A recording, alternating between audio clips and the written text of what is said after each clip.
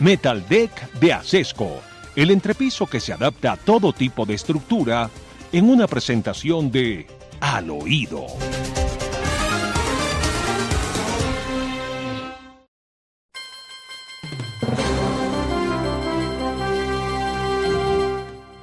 Además, los grandes problemas del país se soslayan, no se mencionan, como este de lo que está ocurriendo en el aeropuerto El Dorado. Si el aeropuerto El Dorado no funciona, no funciona Colombia. Así de sencillo. ¿Qué está pasando en El Dorado? Perdón, aquí estoy. Ya son 2 días desde que tenemos dificultades en migración Colombia, allí en el puesto de oficiales, tanto de salida como de entrada, porque el sindicato de los oficiales de migración está protestando por falta de mayor personal. ¿Qué es lo que están diciendo los señores de migración? Que están produciendo, eso se llama operación reglamento, doctor Fernando. El reglamento de ellos establece que cada evaluación de salida y de entrada de ciudadanos en el aeropuerto del Dorado debe tener por lo menos 5 minutos de entrevista. Es lo que dice el jefe del sindicato de migración. ¿Qué es lo que está pasando y qué es lo que él denuncia? Dice que son muy pocos, muy poco personal, que les toca sacar y hacer movimientos muy rápidos con la gente que va llegando a la ventanilla y que inclusive se trata de atenciones que duran entre 20 y un minuto, 20 segundos y un minuto, lo que no es suficiente para poder hacer las preguntas que corresponde dependiendo del tipo de viajero. Si es un viajero frecuente, si es un viajero por primera vez, si es un viajero con una especialidad precisa. Todo ese tipo de elementos se tienen que evaluar y está diciendo el jefe del sindicato que no se está haciendo. Eso es una verdadera irresponsabilidad, doctor Fernando. Él dice que la gente puede entrar y salir con mucha facilidad y muy rápido porque no hay suficientes preguntas, porque no hay tiempo para hacerlo y porque falta personal. ¿Qué es lo que están exigiendo ellos en estos momentos? Que haya por lo menos la contratación de 500 nuevos oficiales para que en el aeropuerto puedan funcionar de manera más optimizada. Dice que las filas son largas y la demora es tremenda. ¿Y qué ha pasado? Muchas personas que venían del exterior, que tenían que hacer conexión de vuelos en el Dorado, pues simplemente perdieron los vuelos porque hay operación reglamento. ¿Qué es operación reglamento? Los oficiales se están retirando, inclusive suspenden su labor durante 10 minutos, las filas son eternas, no todo el mundo está con el sistema biométrico y pues sí, Colombia es un lugar donde aunque existe el sistema biométrico, necesita de alguien que lo ayude a operar. Eso solamente es como poner a una persona para que le ayude a usted en el cajero cuando va a hacer una transacción, algo parecido. El caso es que hay una verdadera dificultad por cuenta de esto. La señora que maneja Migración Colombia, yo no la conocía, la escuché ayer, parece que es una señora pues muy tímida. Ella dice que sí, que están esperando evaluar la posibilidad de la plata que nos cuesta los 500 nuevos oficiales de migración. Yo no soy experto en la materia, ni voy a posar de ello, de mar, pero he recorrido mucho mundo. He visitado muchos aeropuertos en muchos países del mundo y a mí no me han demorado 5 minutos en ninguna ventanilla para poder entrar a un país. Aquí estoy haciendo memoria. ¿Dónde estuve yo 5 minutos al frente de un operador que me estuviera haciendo preguntas? Pues esos son 30 segundos, un minuto. Eso es lo que uno se demora en todas partes, en París o en Costa Rica o en Cuba, cuando Cuba tenía aeropuertos, en todas partes, o en los Estados Unidos. Bueno, examinemos eso, pero en todo caso, la situación en El Dorado es dramática, las demoras son inmensas y el país está medio bloqueado, ¿o Claro, no? no debería ocurrir. Ellos dicen que no se trata de un paro, que lo que están haciendo es operación reglamento, que es cumplir con lo que les ordena el reglamento de demorar mucho más el proceso de migración. Y lo grave es que se está llevando de calle a los ciudadanos que no tienen la culpa de esto. Y el gobierno, lo más grave, y lo digo con el tema de la señora tímida, la que dice Osvaldo Rivas, es una que tiene cara de activista, es que la señora dice, sí, estamos viendo a ver cómo logramos un presupuesto para poder traer 500 oficiales más, porque no es posible, doctor Fernando, una cantidad de cubículos vacíos porque no hay quien atienda. Y no es posible que uno dure en migración haciendo fila de 1 hora y media hasta 2 horas para poder tomar un vuelo. O sea que usted ya no llega, para poder llegar a un vuelo internacional, pues bueno, mejor consejo, llega unas 5 horas antes en Bogotá, porque sencillamente es imposible pasar por migración y ahora peor por cuenta de la operación reglamento que están adelantando. Bueno, vengamos pues a la otra gran noticia del día. Petro sacó a su ministro de Hacienda y Ricardo Bonilla deja un enredo con el hijastro de Petro, el hijo de la señora, el hijo de la señora Alcocer, ¿verdad? Sí, señor. Y también el hijo de él, que justo terminando la campaña y ya convertido en presidente, Gustavo Petro lo convirtió en su hijo el 7 de agosto del 2022.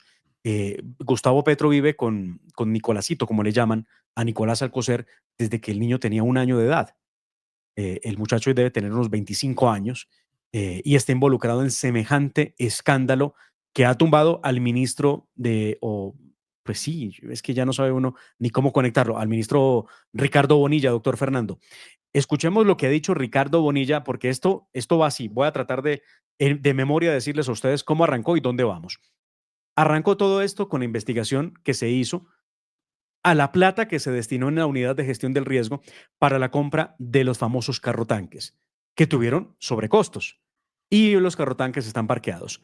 Responsables de esos robos de plata, Olmedo López, exintegrante del M19, camarada de Gustavo Petro, y Schneider Pinilla, ex subdirector de la unidad de gestión del riesgo.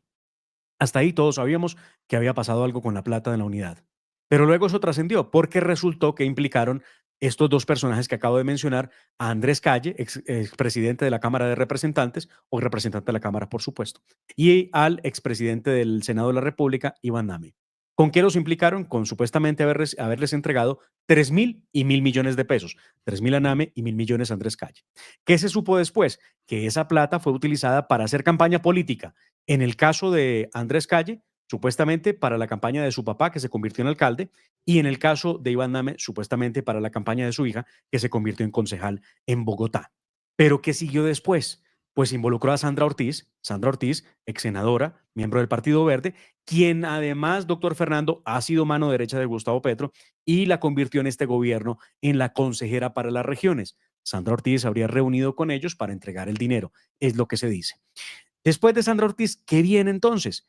Viene que empiezan a señalar al señor ministro Ricardo Bonilla de estar enterado de entregar cupos indicativos, para decirlo con todas las letras, porque esa es la forma en cómo se le conoce a esa figura. ¿Y para qué cupos indicativos? Pues recuerde usted, doctor Fernando, que aquí había una serie de contratos por más de 92.000 millones de pesos que se entregaron, dizque para beneficiar a por lo menos 7 congresistas de la Comisión Interparlamentaria de Crédito Público en el Congreso de la República.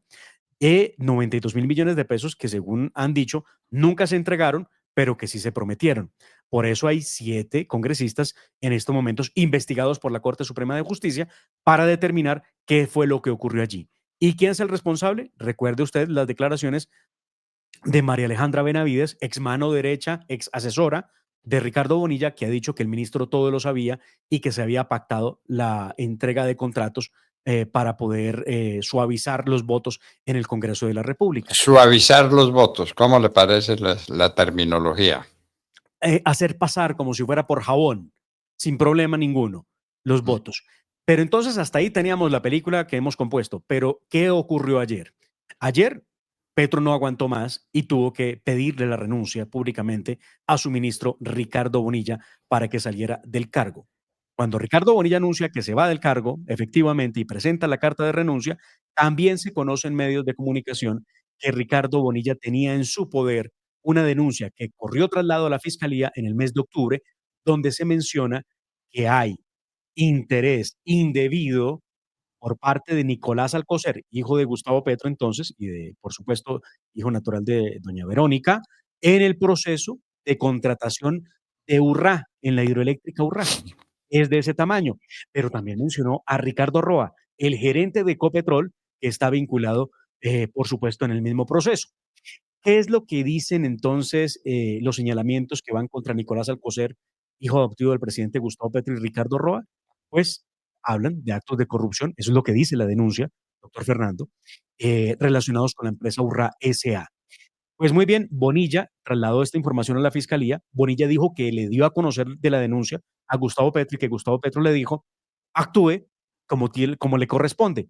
Yo no sé si fue que Petro no leyó la denuncia, qué fue lo que pasó, pero la radicó. Hoy entonces sale Bonilla. Además, bueno, Bonilla sale, yo creo, doctor Fernando, no por el escándalo de los cupos indicativos de los 92.000 millones de pesos, ni por lo que está diciendo María Alejandra Benavides. Yo no tengo duda que a Bonilla lo echan del gobierno por haber dado a conocer la denuncia que involucra al hijo de Gustavo Petro y a Ricardo Roa. Y eso le cuesta el puesto. Ah, sí. Eso es. Ah, sí. Ah, sí, hasta ahí llegó. Hasta ahí llegó. Hasta ese momento era el ministro estrella, el ministro insignia. Se metió con el hijo de la señora Alcocer y de Gustavo Petro y hasta ahí llegó. Hasta ahí le llegó la alegría. Claro, pero además escuche lo que dice Ricardo Bonilla, doctor Fernando. Él muy pocas veces graba videos, esta vez lo ha hecho a través de sus redes sociales, pero escuche lo que dice Ricardo Bonilla de su propia salida del gobierno. Desde que me posesioné como ministro de Hacienda de la República de Colombia, el presidente tuvo a su disposición mi renuncia. Nunca me atornillé al cargo y no la usaré para defenderme en este confuso episodio. El presidente siempre estuvo enterado de mis acciones y deberes como funcionario público y mi renuncia estuvo sobre la mesa, pendiente solo de fecha, y ayer fue concertada en Vía San Andrés.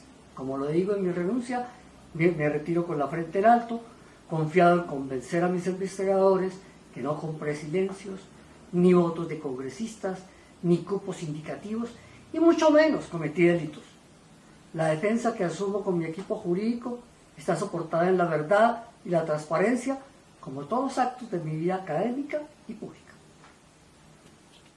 Bueno, entonces, ¿por qué se fue? Que lo Me echaron. Porque lo claro, echaron. Esto no claro. fue una renuncia, pues, de esas que se llega el momento en que el ministro ya no puede más, en que el ministro agotó todos sus saberes y toda su capacidad y se necesita una renovación, sino que fue una destitución. Petro destituyó a Bonilla. ¿Qué pasó? Pero me quedo con de todo lo que dice Ricardo Bonilla, doctor Fernando, me quedo con una frase. El presidente Petro sabía de mis acciones. Me quedo con esa frase. Claro, claro. Y entonces lo de Urrá es sencillamente repugnante. Claro, claro, En doctor. Urrá, Ricardo Roa, el actual presidente de Ecopetrol y el que dirigió el tema económico en la campaña de Gustavo Petro, y el hijo de Gustavo Petro pedían puestos en Urrá, contratos en Urrá. Lo que ocurre, doctor Fernando, es que Bonilla habría descubierto en medio de su trabajo que Nicolás Alcocer había hecho llamadas a su despacho, al Ministerio de Hacienda, lo que despertaba sospechas sobre qué era lo que estaba haciendo. En la denuncia se asegura, esa denuncia que se conoció, doctor Fernando, se asegura que Nicolás Alcocer y Ricardo Roa influían en la junta directiva de Urrá para favorecer a dos empresas en los negocios relacionados con el parque solar Urrá 19.9, un proyecto que lleva más de 1 año y medio de retraso. Es así como este escándalo, doctor Fernando, Urrá en Córdoba sigue creciendo. Mire usted una cosa. Un mensaje de WhatsApp enviado al ministro Ricardo Bonilla señala que el hijo entonces del presidente Gustavo Petro, Alcocer, y Ricardo Roa, presidente de Ecopetrol, están relacionados con contratos millonarios. De ahí se desprende una serie de irregularidades, se habla de contratos por más de 1.4 billones de pesos de venta de energía. Entre los beneficiarios figura Marisol Segura, que es empresaria, cercana a Ricardo Roa y a su novio Julián Caicedo Cano. Ahí usted va viendo cómo va creciendo y dónde van jalando la pita poco a poco. No ha dicho nada Gustavo Petro de Ricardo Roa, sí lo dijo ayer desde Uruguay, donde se encuentra, el ministro Bonilla. Escuchemos lo que dijo Gustavo Petro. Entonces, ahora sí va a prosperar un proceso que yo voy a intentar que se extienda a todas las acciones en donde se entregaron dineros públicos por votos en el Congreso. durante casi todos los gobiernos que me precedieron. Porque en el mío, lo primero que dije cuando instalé el gabinete es que en el mío no va a haber cupos indicativos para congresistas. Y en mi opinión, aunque Olmedo intentó realizarlos, el hecho de que yo haya despedido a Olmedo de la administración a tiempo impidió que los hubiera. Y no los hubo en mi gobierno, ni los hay, ni los habrá. ¿Le parece? Olmedo López comprando congresistas por su cuenta. Pero ¿cómo que lo impidió? O sea, ahí no cuadra esa versión de Gustavo Petro. No, claro. Lo impidió. Obvio. Los triunfos del gobierno en el Parlamento se deben a eso, a que se compraron a los congresistas.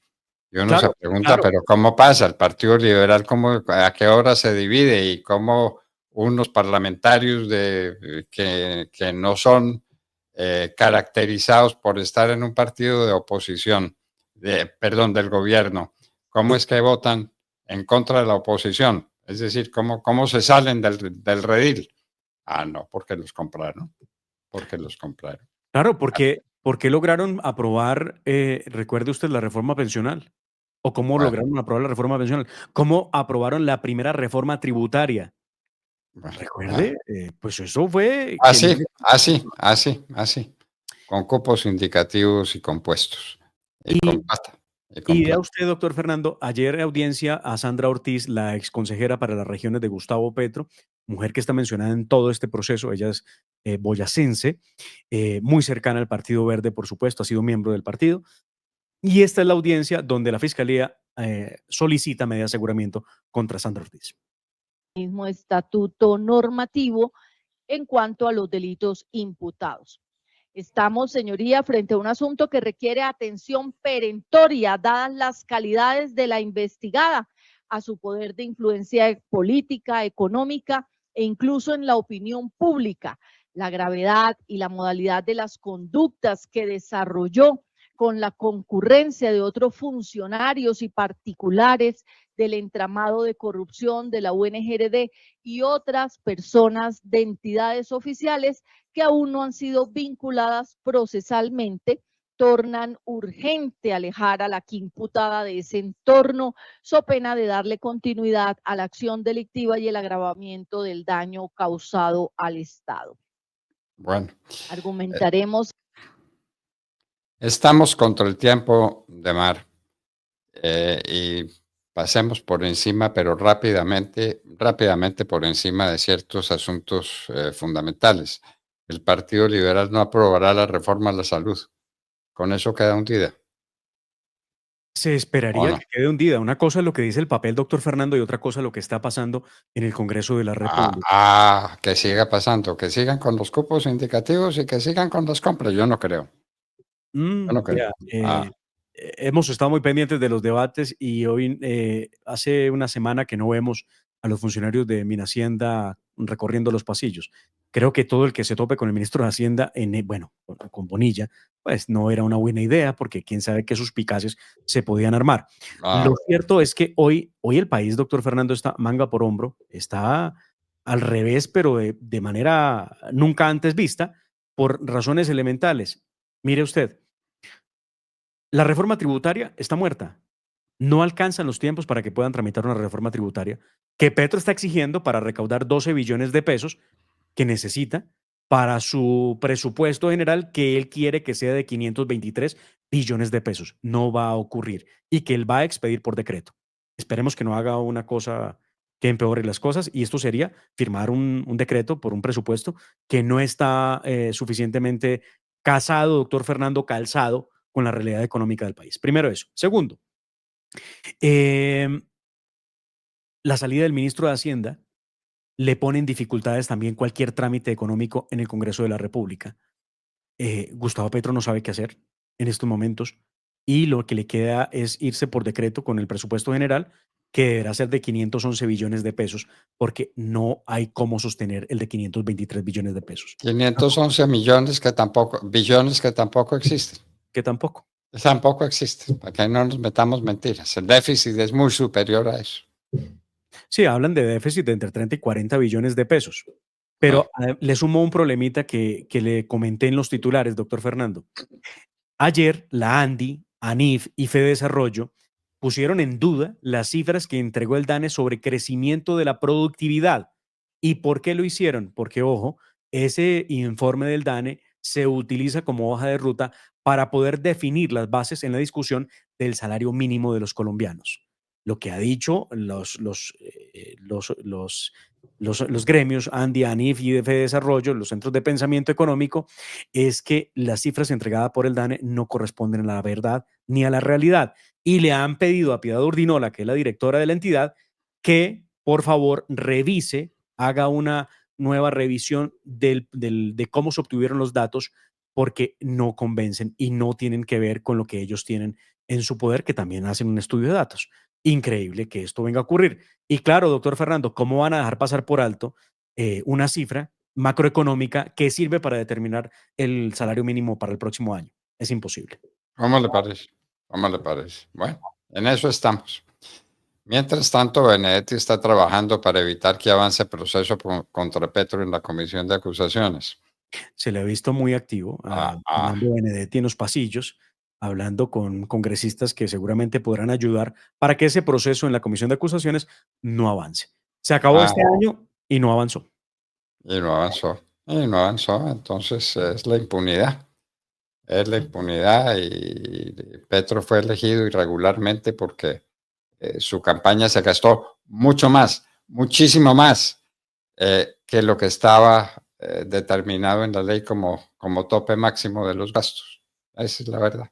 5.300 millones de pesos más. Más los 15.000 de Benedetti, no se le olvide.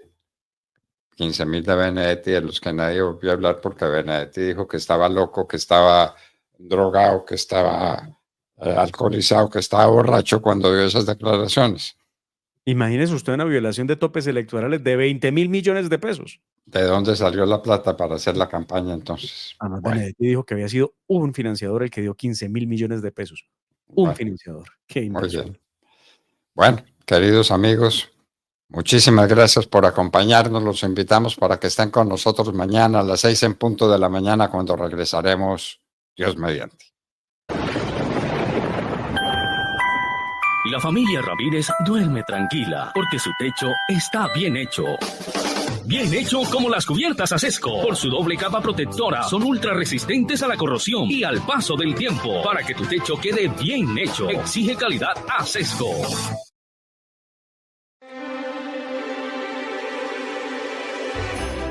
Esta Navidad, comparte tu corazón. La Hora de la Verdad y Fundación Escuela Libertad se unen para llevar sonrisas a los niños del hospital del Instituto Roosevelt. Trae tu juguete a la calle 127B, número 14A31, piso quinto, y ayúdanos a hacer su Navidad más alegre.